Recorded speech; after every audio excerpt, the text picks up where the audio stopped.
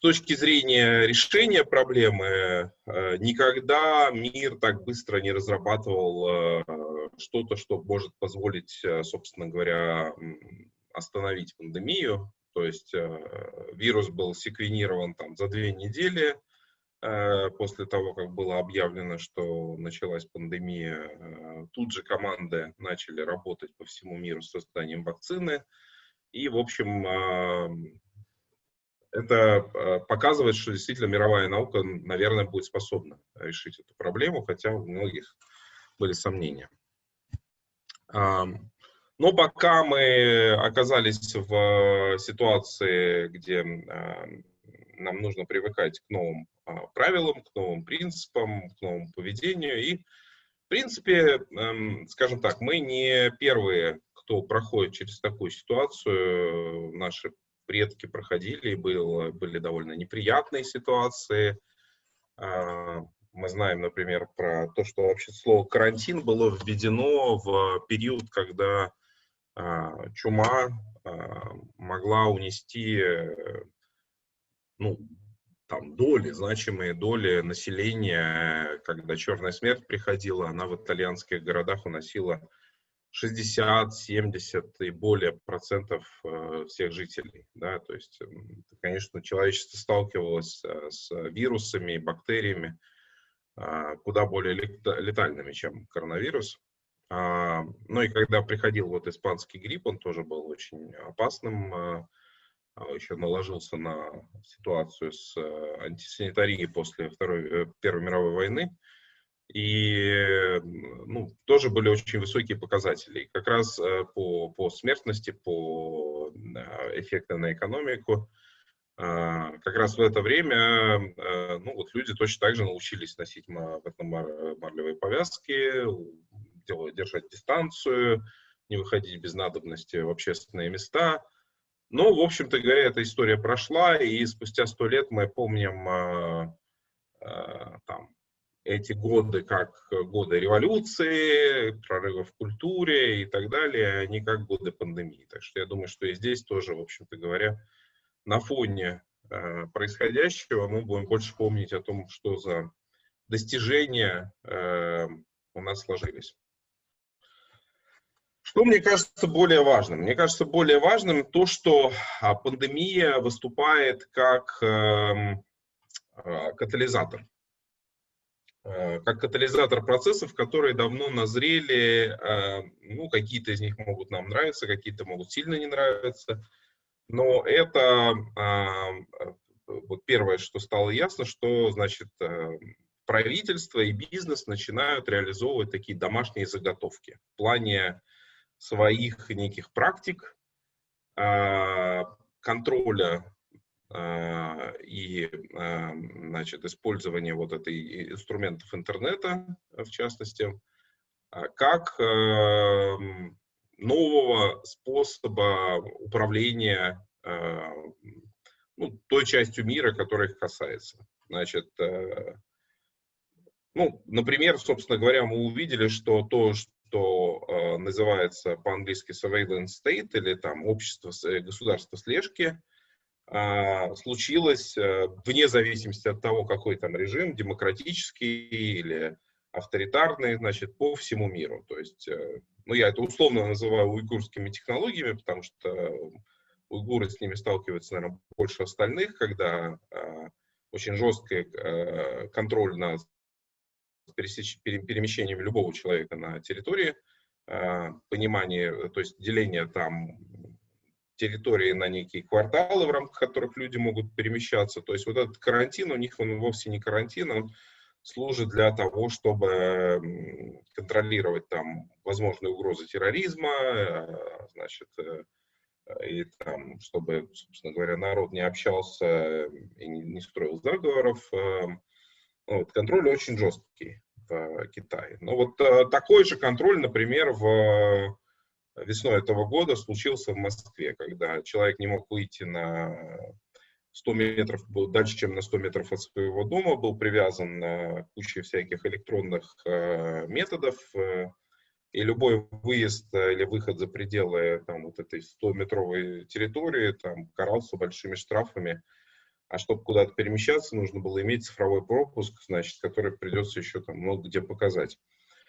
Ну или он прогружался сразу в камеры, которые следили за тем, где человек находится. В общем, это ситуация, которую мы увидели, она уже случилась. И вот Ювал Харари, такой футуролог, историк, говорит о том, что, собственно говоря, это уже теперь с нами, такая ситуация, и ее просто делают новым стандартом, примерно так же, как в аэропортах мы уже не помним время, когда можно было летать, например, с бутылкой алкоголя в салоне или там с другими предметами там острыми, например, брать их в салон. Вот, хотя до 2001 года это было абсолютно возможно, но как только 2001 год случился, все вот этот вот большая террористическая атака, сразу после этого все это запретили, и уже никто назад не возвращается с точки зрения жесткой безопасности аэропортов. В этом смысле мы видим домашнюю заготовку правительства. Они хотят больше контролировать население, они хотят по возможности его контролировать тотально. Это инстинкт любого государства. И, в общем-то говоря, мы видим, что этот процесс начался. Точно такой же инстинкт любого бизнеса создать инструменты, которые будут максимально близко подходить к потребителю, максимально гибкими делать внутренние процессы бизнеса и сделать его максимально устойчивым, в каком-то смысле максимально независимым от человеческого фактора. И, в принципе, это начало происходить. То есть, вот здесь вы видите слева такая шутка, которая гуляла по интернету. Кто был главным фактором цифровой трансформации вашего бизнеса? Генеральный директор, директор по технологиям или коронавирус? И все выбирают коронавирус. Ну, то есть, в том смысле, что значит, огромное количество бизнесов по всему миру и по России начали стремительно переходить там в онлайн, делать свои процессы удаленными, вводить всякие цифровые решения сильно-сильно быстрее, чем это происходило в предыдущие десятилетия, хотя все инструменты были. Вот. Скачкообразно выросла онлайн-торговля по всему миру, тоже, в общем-то говоря, не сюрприз. Но это говорит в том числе о том, что бизнесы были к этому готовы внутренне. И они ждали только той ситуации, чтобы это их, ну, грубо говоря, ситуация их вынудила. Ну, вот они, собственно, вынудила, они пошли трансформироваться. И в том числе для очень многих стало ясно, что переход в удаленный режим работы – это удобно, что можно переучить сотрудников, они приучились, и что на самом деле в конечном итоге это делает бизнес более гибким, и снижает издержки. И поэтому, на самом деле, переход в онлайн, он происходит и будет продолжать происходить.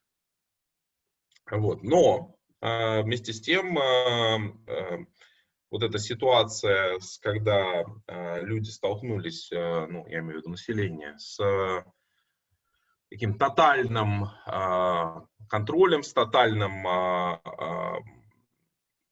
фактически помещением себя в цифровые тюрьмы, с ограничением всех возможностей, это очень многих, на самом деле, вызвало действительно усталость. И опять же, усталость, напряжение, психологические травмы и огромное раздражение на систему управления. И мы, например, видели, наверное, все кадры того, что происходило последние месяцы в США. То, что спровоцировало, вернее, то, что является как бы причиной протестов, которые там происходят, когда горят в том числе центры многих городов и так далее, связано с очень серьезной глубинной проблемой, как организованы Штаты. То есть это так называемый системный расизм, из-за которого не белое население имеет сильно меньше возможностей, чем белое. Мы, наверное, мало кто знает, но там на самом деле разрыв в доходах с точки зрения домохозяйств стал гигантским. То есть он там в десятки раз различается, ситуация ухудшается. То есть, как бы, грубо говоря, черное население, испанское население, оно не просто беднее, оно не может вырваться из этого круга бедности, и там есть такие формальные инициативы насчет того, что надо это все прекращать и так далее, но неформально, на самом деле, и то, и другое население держат в таких условных гетто, в том числе экономических гетто, и у многих, не только у, собственно, этих этнических меньшинств, но и у сочувствующих им там, либеральных всяких групп и так далее, это вызывает, конечно, большое раздражение. Вот. Но это только один из примеров. Мы видели, что на Дальнем Востоке, в Хабаровске произошла своя ситуация, и тоже протесты, которые, наверное, длиться будут до холодов и интенсивных дождей. Такие же ситуации в Европе, протесты в Гонконге продолжавшиеся и так далее, и так далее. То есть на самом деле везде по всему миру из-за вот этого жесткого контроля пошла реакция населения, и на самом деле это, по всей видимости, будет не последний процесс, и кое-где он будет вызывать сильные трансформации общественные, изменения правил игры. И поэтому мы на самом деле до конца не знаем, каким будет ландшафт, управляющий ландшафт, и какие идеологии распространятся в 20-е годы в итоге на выходе из этого.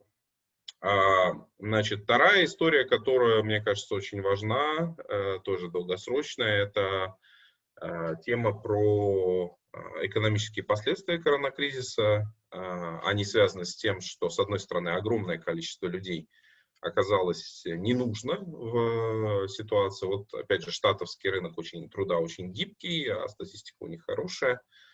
Вот, и они вышли на самые высокие показатели безработицы вообще в истории. Вот, то есть 30 с лишним процентов. Причем, значит, возвращаясь к теме про цифровую трансформацию, оценивается, что почти половина этой безработицы, она перманентная. То есть они не вернутся на свои рабочие места, когда там, условно, все закончится. То есть, потому что этих людей начинают замещать технологические решения, причем стремительно. Это, собственно говоря, то, что называют иногда бесполезные работы или дурацкие работы, по-английски bullshit jobs. Вот, что на самом деле фактически это рабочие места, которые формально бы их держали, чтобы не вызывать социального напряжения, не увольняли людей, но вот этой ситуации, собственно, их всех разом уволили. Это давно тоже накопленная ситуация, где там 15-20% всей занятости в экономике США, она самая гибкая, можно сказать, в этом плане. Все равно даже 15-20% они держали рабочих мест. Вот по всему миру в этом смысле начинается тот самый переход на новую и гораздо более безлюдную экономику с сильным сокращением людей. И второе, это, собственно говоря, вопрос про нефть и вообще про энергетику. Вы, наверное, слышали, что в мае фьючерсы на нефть ушли в минус отрицательные, то есть нефть стала стоить минус $37. Это специфическая экономическая ситуация, которую там объясняется не только тем, что нефть совсем не нужна, она опять сейчас фьючерсы вышли на положительные показатели, но если коротко, это свидетельствует о том, что экономика мировая начинает перестраиваться, и в новой реальности нефть окажется совсем не таким ценным ресурсом, как раньше. То есть экономика будет сильно более локализовываться. Ну и на самом деле коллапс экономики нефти, он отчетливо произошел. Газ и нефть, в принципе, были во многом связаны, там в частности по цене. Газ все-таки это другой тип топлива, потому что нефть в основном используется для транспорта как топливо, а газ для электроэнергетики. Но это плохой знак для экономик, которые опирались на нефть как на главный источник своего богатства. что мы входим в период, когда, возможно, у нас уже не будет больше дорогой нефти, на которой может расти экономика и распределять вот эту ренту везде. Это плохо для арабов, это плохо для нас и еще для нескольких стран, которые так называемые петроэкономики зарабатывают на экспорте своих ресурсов. Ну и структурная перестройка, значит, в целом ряде секторов уже начались банкротства. Почему говорю уже? Потому что это не конец. Сейчас про это скажу. Но это значимое банкротство. То есть вот LATAM это, например, компания, которая больше, чем Аэрофлот. То есть это большая латиноамериканская, очень хорошая компания в сфере авиаперевозок. Там Hertz это крупнейшая компания в сфере аренды автомобилей. Ну и там всякие другие компании, вплоть до Victoria's Secret, значит, Fashion, которые вдруг, значит, оказались в ситуации банкротства или резкого сворачивания своих международных операций, в общем. И это говорит нам о том, что на самом деле мы находимся в структурной перестройке. Многие компании уже столкнулись с тем, что они не выдерживают, они были такими фиктивными, гибкими и так далее, но выяснилось, что их устройство, их глобальная ориентация или их ориентация на те сектора, которые просто очень сильно просели, не позволяет им выжить. Вот. И, конечно, там сектор авиаперевозок, например, весь находится в затяжном кризисе, который будет приводить к резкому росту стоимости цен на авиабилеты, банкротством огромного количества региональных компаний и так далее. Там, тех, кого не будет поддерживать прицельно государство или регион. Вот. Значит, плохая новость теперь.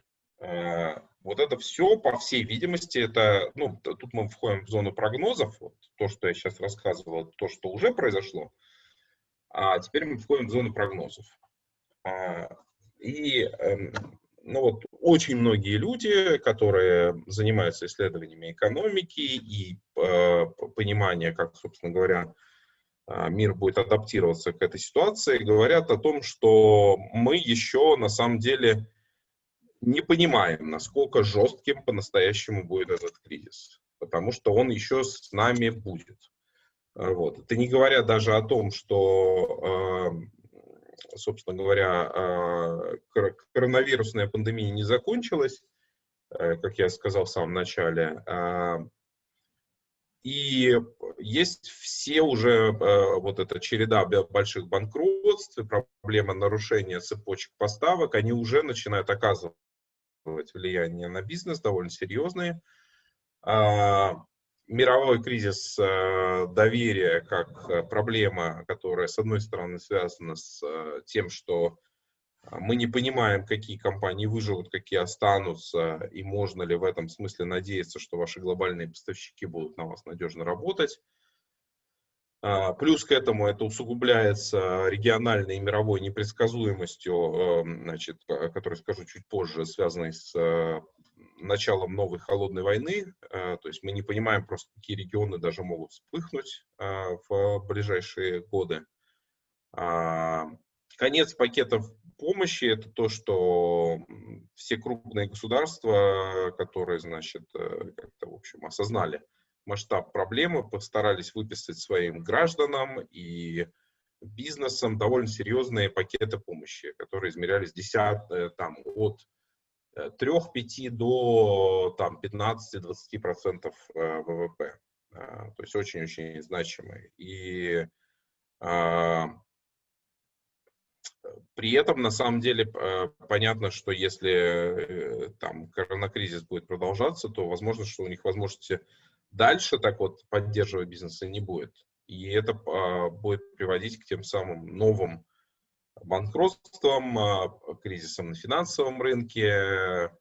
Для каких-то регионов это вообще может вернуть проблему такую, как, например, голод, которого там человечество массово не знало уже 50 лет. В России то же самое на самом деле. В чем-то, значит, государство продолжает в 2020 году выполнять свои обязательства, заложенные бюджетом. Бизнесы где-то там продолжают выполнять прежние контракты, но ясно, что в 2021 году это все будет пересматриваться. Плюс к этому, значит, если сильно просела нефть и газ, это важный источник доходов для бюджета был, значит, он заканчивается. Заканчивается прежняя модель развития, основанная на идее, значит, экспорта наших ресурсов и распределения там доходов от экспорта по экономике, там, сервисной отрасли и так далее. Заканчивается, значит, социальный контракт, в котором экономика как бы растет, ну, в связи с тем, что растет мировая экономика. Там 90% этого идет верхним, ну, скажем так, богатой части населения, 10% выпадает остальным. У нас очень высокое неравенство в стране, одно из самых высоких в мире. Но народ соглашался с этим неравенством в связи с тем, что все получали хотя бы какой-то кусочек от этого пирога. Вот, гарантии, что дальше так будет, никакой. И в этом смысле вот этот контракт, который назывался «Коррупция в обмен на стабильность», он с высокой вероятностью заканчивается. Значит, при этом вот это старые привычки силовиков или что нам делать без 7 самураев, ну вот ситуация заключается в том, что мы можем попасть в что-то подобное там в средневековой Японии. Кто-то, может, смотрел фильм там Акира Куросава «7 самураев», где как раз такие вот, потом он это самое, «Великолепная семерка», вестерн превратили его. Но смысл такой, что вот есть бедные крестьяне и грабят любые бандиты, которые приходят в деревню. И там должны появиться какие-то эти герои, которые будут защищать эту деревню, вот 7 самураев, значит, которые будут там из соображений чести защищать этих бедных крестьян. Но в целом это редкая ситуация, а нормальная ситуация, когда, значит, бедных крестьян грабят справа и слева. И там, как минимум на региональном уровне во многих регионах силовики, значит, весьма вероятно могут просто начать прессовать бизнесы и так далее. То есть мы как бы не понимаем, во что это может выродиться, но мы можем быть уверены, что то есть есть много людей, которые привыкли жить в модели постоянного роста и никакого разделения, значит, проблем, боли нет. Ну вот 90-е годы там любой коммерсант, который поднялся, должен был платить крыши. Вот. Мы в чем-то возвращаемся в 90-е. С некоторой вероятностью это возможно, там есть такой маленький шанс проскочить это все, но в любом случае ясно, что, например, сильное падение возможностей с точки зрения зарабатывать там на около государственных историях, оно произойдет. Значит, в этом смысле больно еще не было. Ну и мы входим в некоторый такой режим. Вот если смотреть, значит, на наши всякие вот карты прогнозов, которые мы сделали в последние месяцы, то они выглядят примерно так. То есть вот прямо сейчас начинается какой-то ужас-ужас. Это там быстрые эффекты пандемии, отложенные эффекты пандемии. Они растянутся минимум еще на 1,5 года. Это не вопрос уже онлайна, это уже вопрос чисто экономических выгод, да, то есть вот, возможность зарабатывать, возможность иметь стабильную работу. Это вот все на самом деле становится в определенном смысле под угрозу. Вот. Но это такое приглашение трансформировать экономику и общество. И это приглашение будет взято, и по всему миру, и в России будет эта трансформация происходить. Там, отчасти она будет цифровой, отчасти это будет изменение различных правил игры. И если на самом деле те, кто в эту трансформацию войдет, они открывают огромное количество новых возможностей. Вот. Значит, глядя за пределы, собственно, непосредственно эффектов коронавируса, мы можем сказать, что это не единственная серьезная проблема следующих 5, 10, 15 лет. И вот как в этой шутке, значит, когда люди стоят и ждут, когда же там наконец закончится эта коронавирусная инфекция, и когда же вот они там смотрят на сглаживание этой кривой, а за спиной у них новые волны уже других проблем: климатические изменения, разрушение биологического разнообразия, неравенство и многое другое, что может на самом деле вообще поставить под угрозу нашу цивилизацию. Я про это много рассказывал в лекциях в самом конце десятых, в 19 году и так далее, но вот нужно понимать, что действительно никуда не делось. И то, что с нами случился этот кризис, это часть более масштабного процесса, который иногда называют идеальный шторм, когда много факторов проблематичных сходятся вместе. Значит, пока непонятно, как мы будем из этого выбираться, что за волшебная лестница на небо переведет нас в какую-то другую ситуацию, где можно будет найти новые основания роста и развития и так далее. И в этом смысле там часть прогнозистов говорит, что мы вообще можем войти в такую спираль схлопывания мировой экономики, когда крупные глобальные корпорации начинают сокращать людей из-за того, что они предвидят снижение спроса. Значит, это приводит к тому, что эти люди меньше покупают. В итоге другие компании либо сокращают, значит, сокращают людей, либо банкротятся, и то, и другое приводит, ну, так или иначе, люди теряют работу. И вот это падение, значит, скачкообразное в несколько этажей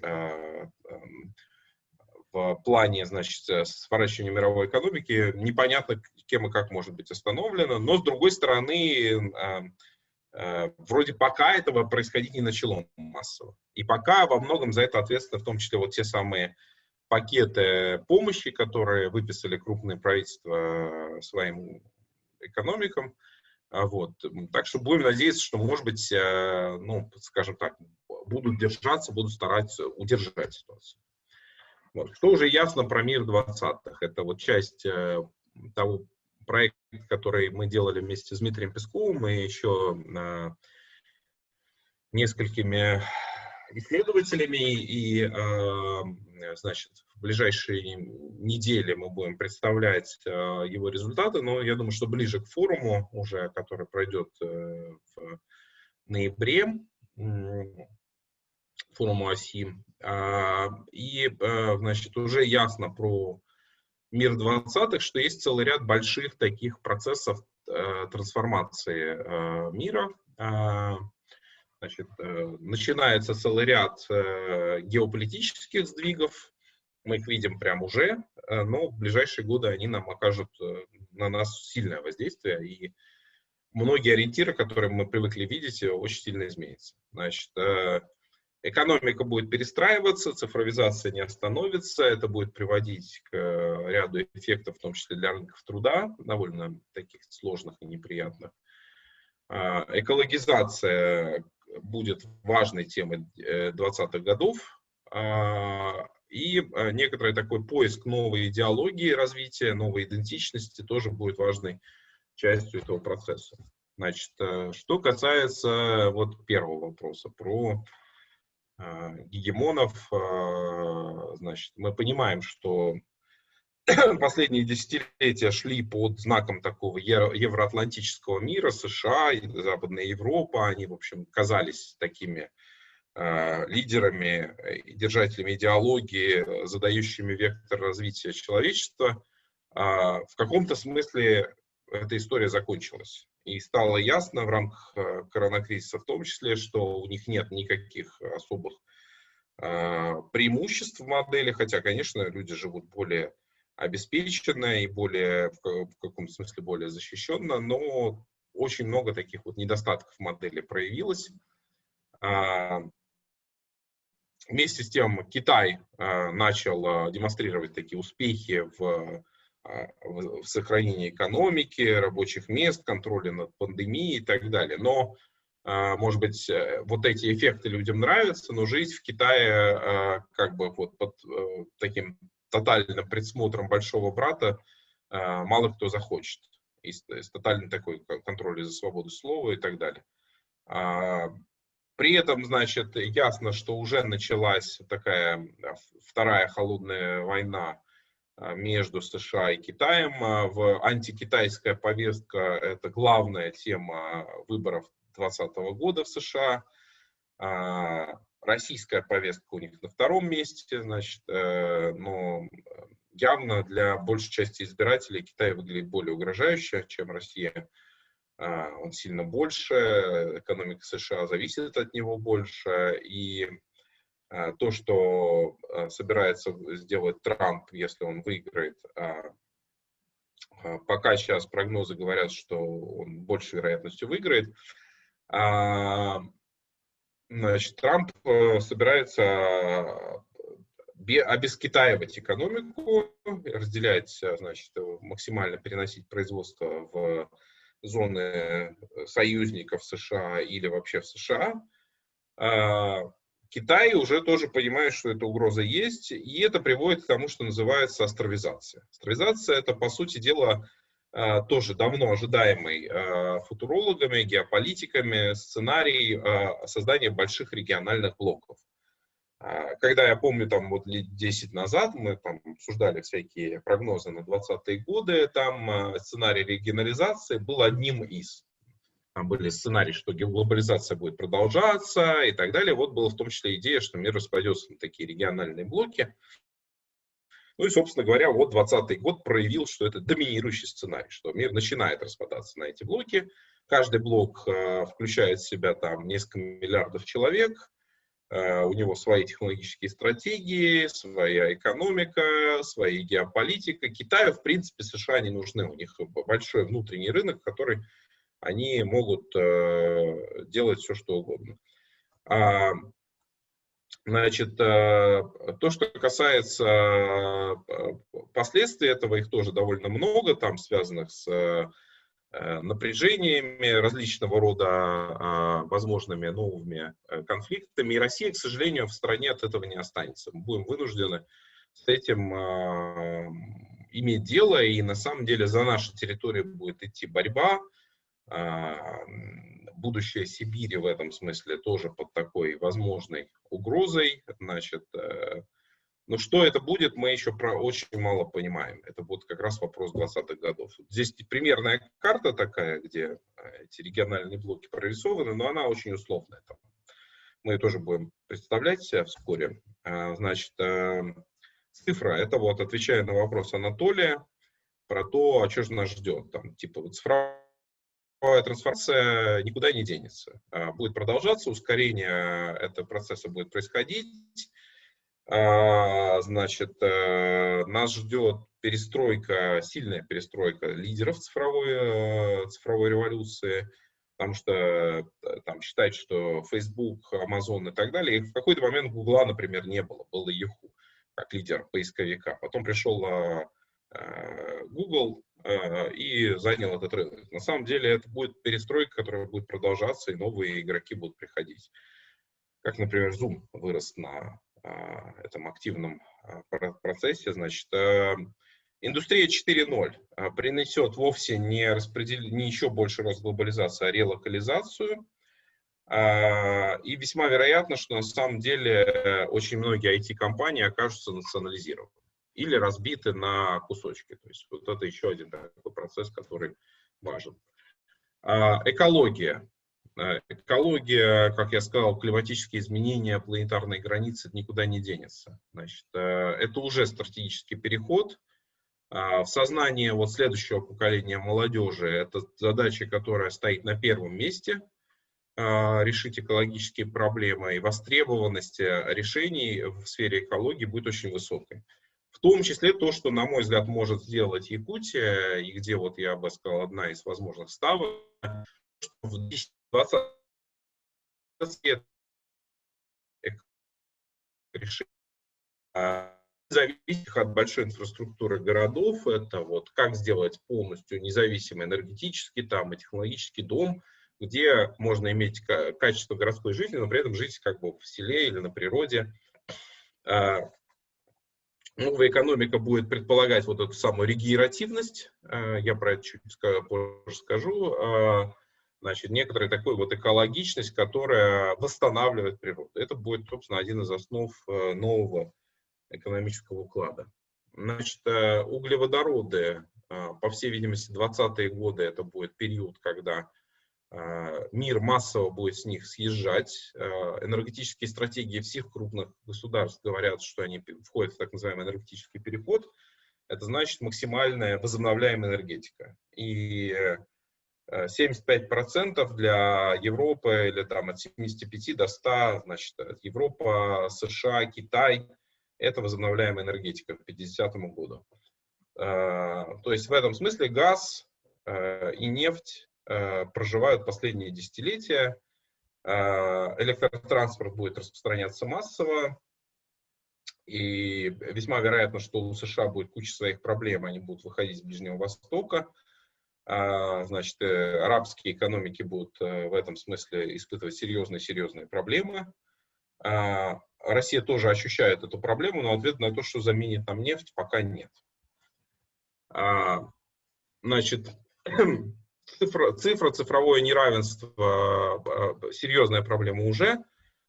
Через 5-10 лет будет просто на порядок серьезней, потому что на самом деле, вот, например, глобальный цифровой прекариат, значит, который живет от заказа к заказу на коротких, значит, работах, это такое будущее мира труда. Образование перестает иметь ценность, потому что непонятно, к чему учиться 6 лет, потом обнаружить, что, значит, твоя работа никому не нужна. И в этом смысле, на самом деле, для многих это такое непонятное и туманное будущее, без понимания, во что вкладываться, с стремительным исчезновением среднего класса, который, в общем-то говоря, это был такой тоже большой мировой социальный контракт, что типа, значит, вот это неравенство и распределение возможностей хотя бы отливается в то, что средний класс растет. Вот эта история пока, к сожалению, заканчивается и точно совершенно приведет к большой новой мировой борьбе за справедливость. Огромное количество групп оказывается за бортом. Вот в США как раз моделируется это, там этнические, гендерные меньшинства, левые, экологи, все протестуют против того, как устроена модель экономики и общества. Значит, требования, которые они просят, это то, чтобы, значит, у людей была занятость, еда, безопасность, медицина, жилье для каждого. Это чистый социализм. Значит, вот мы возвращаемся на 100 лет назад, мы возвращаемся в те же процессы, у нас тот же уровень в мире неравенства, как примерно 100 лет назад, который тогда начался приводить к этим мировым революциям. И возможно, что из 20 годов выйдем, например, с социалистическими Соединенными Штатами Америки, вот, США. Да. Вот. Еще с целым рядом других таких же, буквально, но по сути дела это так получится. Да. Вот. Еще целый ряд чисто капиталистических стран, значит, начнут обретать такие отчетливые черты социалистических экономик. Китай тоже будет в эту сторону продолжать идти. В этом смысле вот, марксизм вдруг опять оказывается для нас очень актуален. Плюс к этому приходит новое поколение политиков. Это просто чисто возрастная история. Просто те, кому уже за 70 по миру, по всему, да, начинают сдавать власть, а приходят те, кому 30, 35, от силы 40, тех меньше. Вот. И, в общем-то говоря, начинается в этом смысле сейчас. Вот следующие несколько лет это точка поиска новой идеологии развития общества на следующие 30 лет. Вот. Потом придет новое поколение, и, по сути дела, мы войдем в новый длинный цикл. Весьма вероятно, что он, даже если будут успехи медицины, растянется еще больше. Вот мы сейчас находимся в точке в серьезной перезагрузке, где прежние элиты уходят, новые приходят, с изменением ориентиров развития общества и мировых. Ну вот я чуть-чуть про образование. В образовании вот эти процессы картируются следующим образом. Мы находимся в точке перехода. Онлайн его будет значимая доля. Он не будет совсем такой, какой мы видели этой весной. когда просто всех заставили сидеть перед Zoom, но он будет активно развиваться. Стало ясно, что содержание, форматы учебных программ устарели, учеников они не вовлекают, значит, будут строиться новые содержания вокруг потребностей экономики, навыков будущего и так далее. Внимание к человеческому измерению становится крайне важно, потому что, значит, есть социоэмоциональные аспекты, которые как раз Zoom и прочее, значит, к сожалению, с ними плохо работают. Вот это вот будет активно развиваться. Ну и на самом деле во многом это будет зависеть, успешность перехода будет зависеть от того, насколько удается развить местные компетенции, там, образовательные и прочие, чтобы этот переход осуществить. Ну и, как я сказал, если мы пройдем через эту турбулентность, то следующее десятилетие открывает колоссальные возможности в бизнесе и не только. Значит, ну, только несколько направлений. Значит, такой венчурный и цифровой подход придет во все традиционные сектора. Транспорт, строительство, городская инфраструктура и так далее.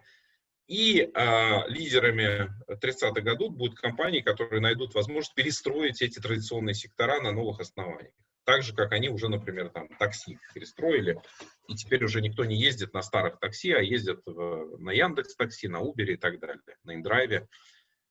Еда – это важнейший вопрос, потому что еда – это источник экологических проблем, и некоторое понимание, что у нас есть будущее с точки зрения большего возможности кормить людей и так далее. Здесь есть куча решений, это городские фермерства, создание агроэкологических решений, переход на другие способы производства животноводческих продуктов, использование там, бактерий, грибов и так далее. Вот. Цифровые решения крайне важны. К нам точно придут цифровые валюты, крипторешения будут точно в какой-то момент станут системными и начнут играть, и вот распределенные экосистемные решения будут, соответственно, нашей такой экономикой будущего. Вот. Регенеративный подход, это то, что я уже сказал, и, собственно, использование жизнеподобных решений в производстве продуктов, в организации городских сообществ, в производстве еды и так далее. Перестройка городов как важнейший такой тоже процесс, которым коснется всех и каждого, поскольку вот эта новая рождающаяся экономика, она, конечно, не будет похожа на прежнюю, она будет сильно более сложной, сильно более распределенной, сильно более сконцентрированной на вопросах вот такого человеческого опыта, переживаний и так далее, а не экономики потребления. То есть центром города становится опять не торговый центр, а театр, условно, как это было в средние века. Да, и церковь, театр и церковь. Вот. Ну, вот это такая сборка, я ее показывал, когда там я передавал точкам кипения материал для исследования, что нас ждет в 20-е годы. Это, собственно говоря, такое подведение итогов того, о чем я сказал. Да, то есть 9 больших тем, 3 из них касаются вопроса геополитического, 3 касаются непосредственно вопросов экономических, 3 касаются такого на стыке экономики и новых идеологий, новых ценностных систем. Это изменение геополитики, это приход новых стандартов безопасности, авторизация, цифровизация как центральный процесс, цифровая трансформация, вообще трансформация в новые правила игры традиционных отраслей, изменение моделей рынков труда, становление гибких там, и так далее, рынков труда. Значит, новая справедливость как центральный вопрос социального контракта и связанный с ним вопрос там, организации экологически ориентированной экономики. Ну вот, завершая, извините, долго получилось, но, надеюсь, было полезно и интересно, значит, завершая, что мы находимся в таком жестком месиве, только начинающемся пересборки. Вот. И вот как на этой картинке из Economist, для традиционных экономик это выглядит как адок. Но, возможно, это не адок, а какая-то точка перехода. И если, значит, мы пройдем ее, то больше, значит, мы выйдем более здоровыми и обновленными. но при этом большей части государств, корпораций, НКО, стартапов и так далее придется сильно пересмотреть свою модель. И надо искать вот опору в новых точках возможностей, в том числе там, экологически ориентированной экономики, распределенных и локальных экономик, которые больше используют местную силу, местные ресурсы, местные возможности. Еще раз повторюсь, я вижу целый ряд точек, где вот именно Якутия может сыграть, в том числе благодаря тому, что накопил за последние годы. Спасибо. Если есть вопросы и время для них, я могу на что-то ответить, а так можно просто мне потом написать. Там уже ведущие сейчас скажут, как дальше.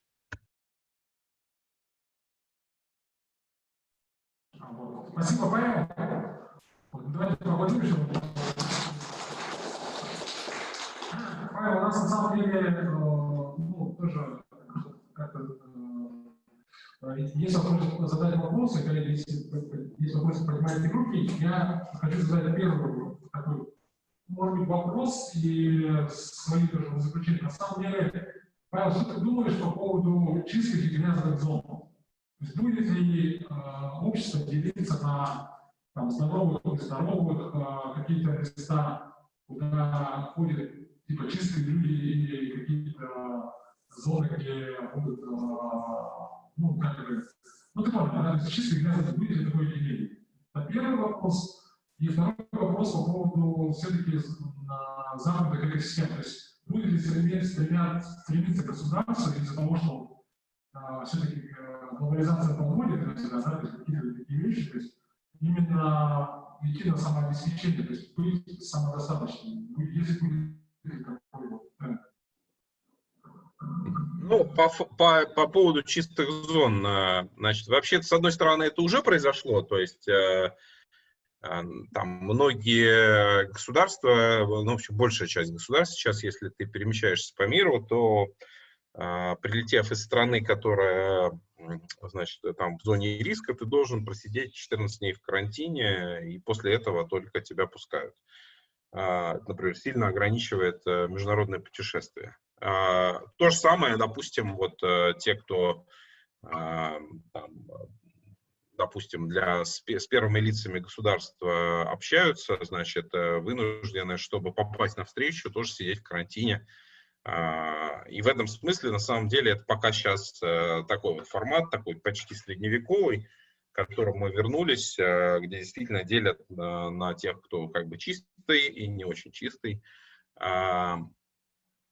Я не знаю, насколько это сохранится, потому что мне кажется, что, ну, то есть это как бы отчасти сохранится, потому что у людей будут требовать, как, например, вот, ну, куда прилетаешь, там надо сделать тест, значит, вот, делать тесты, делать проверки и так далее, но возможно, что с там, приходом прививок, распространением, значит, такого группового иммунитета, мы вернемся к прежней модели, когда таких чисто грязных зон больше не будет. Но на какое-то время весьма вероятно, что это действительно будет так. Уже это по факту для некоторых сфер деятельности так.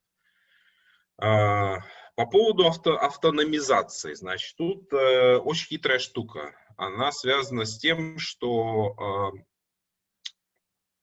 экономика, вот современная экономика, она опирается на сложные технологии. То есть вот мы сейчас с вами, например, говорим, я в Москве, вы в Якутии, и оборудование, которое мы используем, оно произведено по факту по всему миру. Это такое распределенное сложное производство, где лучшие инженеры и передовые компании, складывая свои уникальные решения, вместе в итоге производят этот продукт. И для того, чтобы это производить, нужны на самом деле ну, такие вот сотрудничества огромного количества людей. То есть нынешний экономический уклад требует от миллиарда до 1,5 миллиарда человек, чтобы просто поддерживаться. То есть на самом деле отсюда как раз вот этот тезис про регионализацию, что не замыкание в своих национальных границах, а скорее формирование таких больших региональных блоков. Вот Китай, например, он в принципе может огородить стеной. Он никогда не будет этого делать, ему это невыгодно, но он теоретически может замкнуть экономику внутрь, потому что там 1,5 миллиарда человек, им достаточно своего внутреннего спроса, чтобы развиваться и держать весь передовой уровень технологий. Но больше таких стран в мире нет. Ну, как бы Индию еще, если не считать, там, как бы, ну, Индия другой совершенно состав населения, там огромное количество сельского, неграмотного населения. И в этом смысле Россия не имеет возможности поставить железные занавесы, замкнуться без потери огромного числа возможностей для своего дальнейшего развития. И поэтому, собственно говоря, островизация – это следующий шаг, то есть вот создание таких больших территорий, которые как блоки будут играть друг с другом.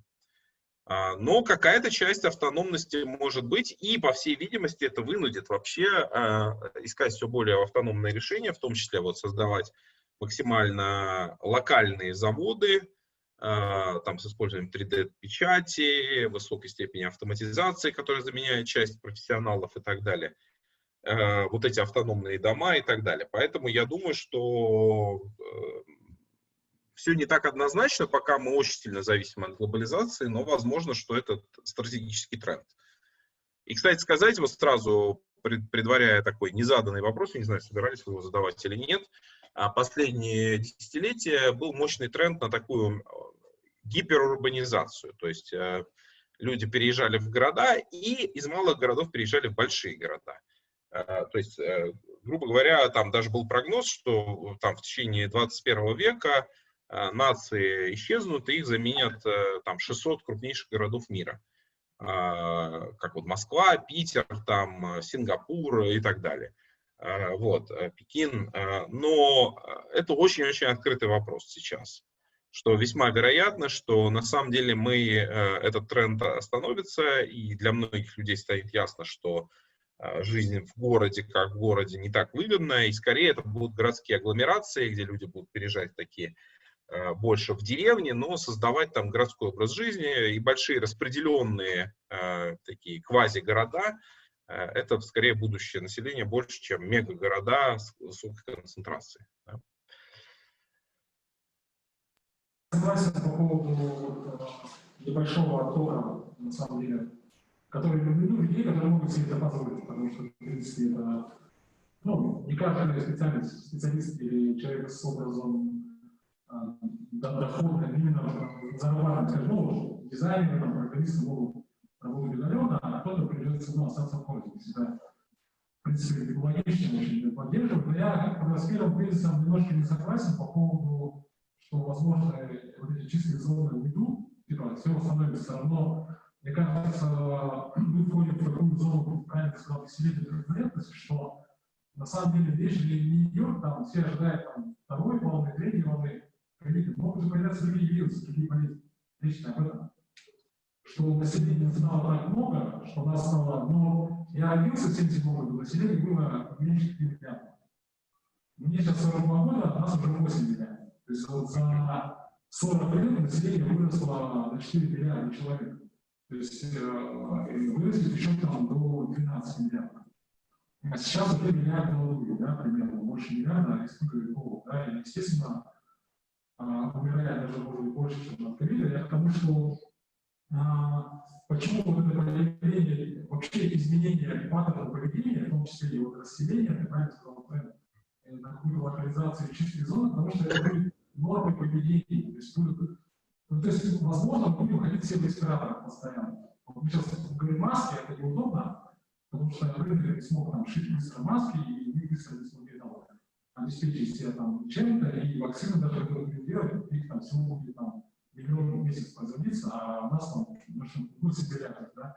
То есть это потому, что вот это мы сейчас здороваемся по-другому, раньше руки жали, сейчас как-то там издалека, как-то, да, и вот это будет, да. Китайцы кланяются, да. Главное, что дистанции, чистые зоны, места встречи, где безопасно, да, то есть вот Мне кажется, это уже тренд, который, ну, на самом деле, ну, никто не отменял обычные даже границы, никто не отменял там какие-то другие вирусы, которые будут появляться, а это уже, по всей видимости, ну, такой уже тренд на то, что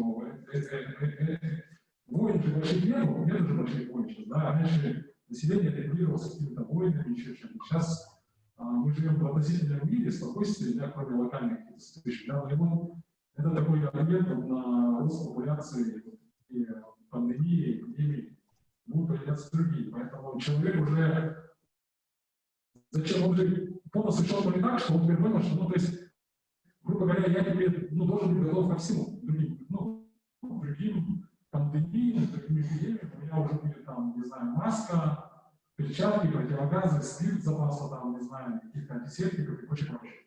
Потому что удар по потреблению я недавно набрал там сберовские, плоские датасеты, там, как изменилось потребление людей, люди, да, больше стали вкладываться именно в здоровье, в саморазвитие и именно в, как сказать, в самообеспечение. То есть отказались от каких-то лакшери сегмента, и вот все хотят. Ну, то есть переоценка ценностей у людей произошла. То есть люди поняли, что важнее, приоритет здоровья, как это там, он стал выше. И это на самом деле уже, ну, мне кажется, или не откатится так быстро, или уже действительно закрепится так, что ну, то есть, просто, ну как, раньше мы, допустим, там, условно, курили в ресторане, да, потом запретили курить в ресторане, сейчас какие-то отдельные курилки, да, то есть это же поменяло это поведение. Сейчас то же самое поведение людей. То есть уже я просто переживаю даже за, на самом деле, большие мероприятия, собственно. То есть вот, там, большие концерты на стадионах, большие массовые мероприятия, они и с точки зрения терроризма, и с точки зрения вот, глобальных, ну, всяких быстрых взрывных вирусов, потому что у нас же что произошло-то? Вот, был же атипичная пневмония, так она человека вырубала за сутки, то есть человек сгорал на глазах, да, это просто так, можно нам еще сказать, что с ковидом не то, что повезло, но как бы он немножко другой, да. А представьте, что будет, если будет ковид, там уже другой, но который уже с более летальным исходом. Представьте, что будет творится. Это же просто, ну, просто жесть, и нам нужно, мне кажется, уметь делать хотя бы выбор. То есть нам нельзя, это будет слишком дорого, когда мы скажем, было, прошло, да, давайте снова обниматься, целоваться как прежде, давайте не руки, давайте вот продолжать такой беспечный образ жизни. Мне кажется, это будет, ну, дорогая расплата. Мне кажется, в этом плане уже такой глобальный сдвиг произошел.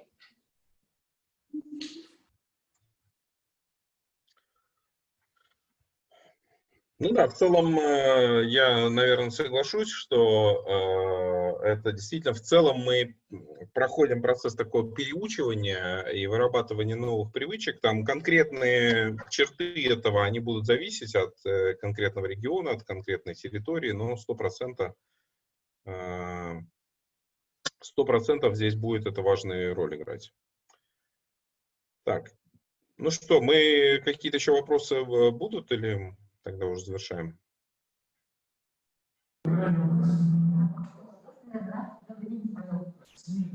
По поводу, я хотела задать такой вопрос про глобальность. Меня очень сильно интересует, будет ли являться глобальность одним из тех факторов, которые будут говорить о том, что будет новая цивилизация возможна. Локальность вы имеете в виду, что локальные как бы, ну, решения, но связаны с неким глобальным там контуром и так далее, да? Я так понимаю. Да. Ну, да, я думаю, что на самом деле мы действительно входим, ну, смотрите, как бы интернет никуда не денется. И в этом смысле такая информационная глобализация будет продолжаться. То есть, как бы, главное приложение, в котором сейчас сидит молодое поколение, это TikTok, да, условно. Затем Instagram. Ну, то есть, это все решения, которые там, TikTok пришел уже из Китая, предыдущие пришли из Кремниевой долины. И в этом смысле наши способы думать и действовать каждодневно определяются, в общем-то говоря, решениями, которые носят абсолютно глобальный характер и вовлекают миллиарды человек. С другой стороны, вот эти все процессы релокализации и автономизации, они тоже идут и будут продолжать идти. Плюс к этому люди видят, что для них сейчас, в общем-то говоря, приоритет — это не просто участие в какой-то там абстрактной глобальной экономике, а приоритет — это создание комфортной среды обитания у себя вместе, там, где они находятся. Создание там, научение, как жить вместе, создание каких-то там, может быть, систем управления локальных. И важно, чтобы это была комфортная городская среда, чтобы это было хорошее качество жизни, хорошая еда, там, свежий воздух и так далее. Это приоритет абсолютный для любого человека в любой точке мира. И вот на этом стыке действительно рождается некая новая такая философия и принципы этой глокальности, как того, что одновременно как бы смотрит на этот верхний уровень, это значит мировой такой мозг, интернет и некие общие цели, там, что вот мы человечество, у нас есть общечеловеческие цели и вызовы и так далее. А с другой стороны, вот очень локальные проблемы, которые нужно решать, чтобы, вообще говоря, стать частью и быть частью этого процесса. Поэтому, да, я с вами согласен, что это действительно такая идеология следующих десятилетий. И она очень завязана на экологическую повестку, тоже еще раз повторюсь, и на справедливость. Вот две вещи, которые точно... Спасибо, Павел.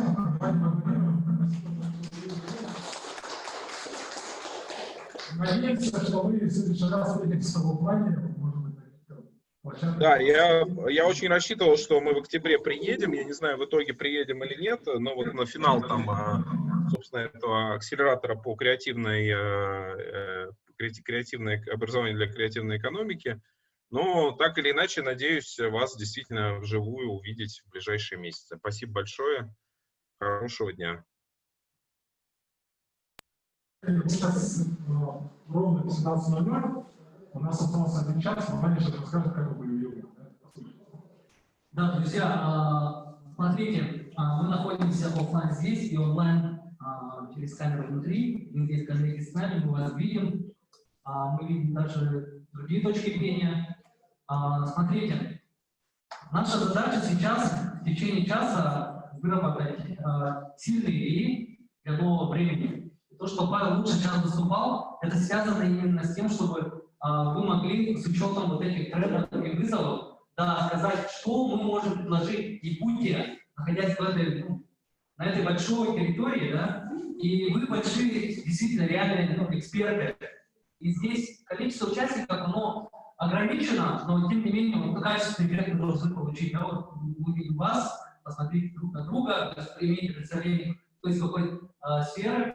И мы сейчас сюда поставим столы, здесь немножечко так, пространство наше подготовим. Кому очень надо выйти и зайти, звонок сделать или что-то еще, водички попить, мы вас отпускаем только на 5 минут. Обязательно возвращайтесь, мы встретим всех.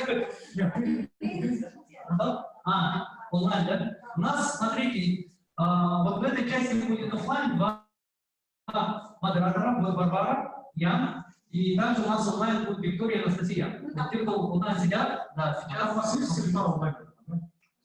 У вас там средства онлайн? Там у нас есть, мы за ноутбуками будем работать в памяти с теми, кто у нас в компании. Сейчас можно здесь отключить. Нет, пусть параллельно будут. Ничего, конечно. Мы выйдем, пообщаемся. Там они сами, да, вот здесь, те, кто сидят онлайн. Видимо, сейчас для того, когда вот люди знают, что мы должны в итоге к концу работы заполнить, что да, на сайте.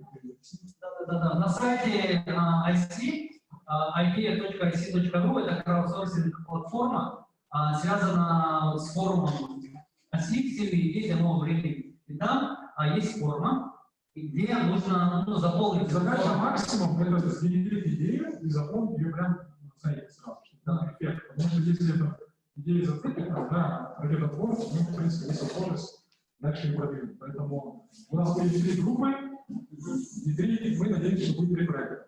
Да. Поэтому сейчас вот небольшой 5-минутный перерыв на формирование и дальше работаем. Сейчас название группы не сказал.